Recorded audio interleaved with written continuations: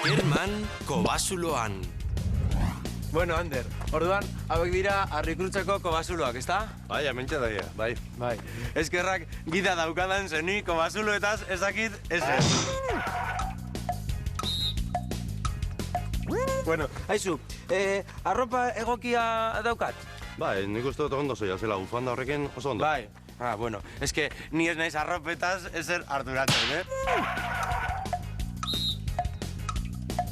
Bueno, larun batetan bai, ez? Nesketaz arduratzen naiz, orduan. Bueno, zartuko alga. Bai, bestela, nire gertakizunetaz. Hitz egiten hasten banaiz, dena hasten zait. Guazen. Aizu, hau ezer dira, kobasuloak, leizezuloak, ala aitzuloak. Kontuz, euskarazko instrumentalarekin askotan gaizki erabiltzen baitugu. Arropezen naiz arduratzen, matematikaz ez dute zer ulertzen. Kobasulo ez hitz egin dugu. Amaz arduratuta nago. Ez dugu esango horren bestez, arropetaz arduratu, matematikataz ulertu, kobasuloetaz hitz egin, edota amataz arduratu.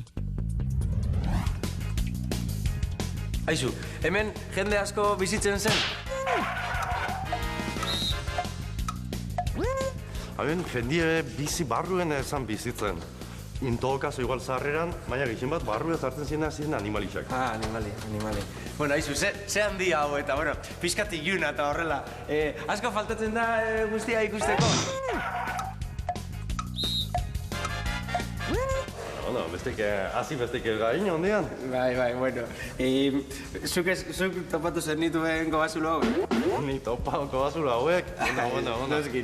Bitu, Arrikrutzeko baserritxa hemen aldamendi dagoena, 15. mendetik dago hor. Pentsaizu, bestik ez autuko da. Noski. Bueno, oraindik bizitzen da jendea kobasuloetan, ezta? Bueno, hemen gehien bat bizi izan da, hemen oso gertu dukuna da, hemen Naparroen bardenak Altiarran eta Argedezetan hor bizi izan da, jendiko bazuletan, bai. Aizu, eta jende asko etortzen dauna bizitan? Bueno, bai, hemen gehien bat asteburutan eta egoten da bizitario asko, eta gero astien zier, umiek eskoletatik eta asko etorten dira, bai. Ah, bueno. Oso polita hau, baina argi pixka bat faltatzen da, ezta? Irtengo algara? Ze, Kerman, bea, beldurtuta zauz? Beldurtuta bai zera, bueno. Ni algortakoa naiz, nire bizitzako egunik onena bizitzen dut.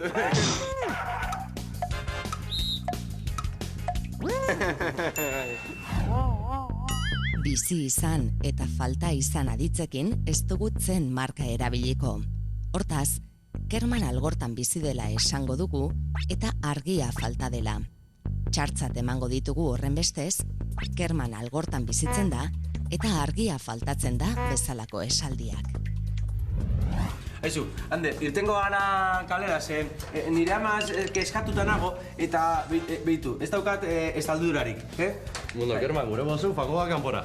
Bai, hobeto, bai, Bueno, zuk hemen bizita asko jasotzen dituzu? Egunien arabera, baina 6 bat ingeike, bai. 6 egunean?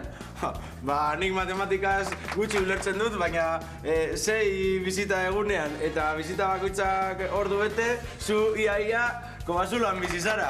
Bueno, bakarrik falta zaizu troglodito trajea. Bueno, etxindokotelako garbitzen, Bai, zera. Bueno, hemen agian izango dut estaldura. Eta nun dago telefonoa orain? Ai ama.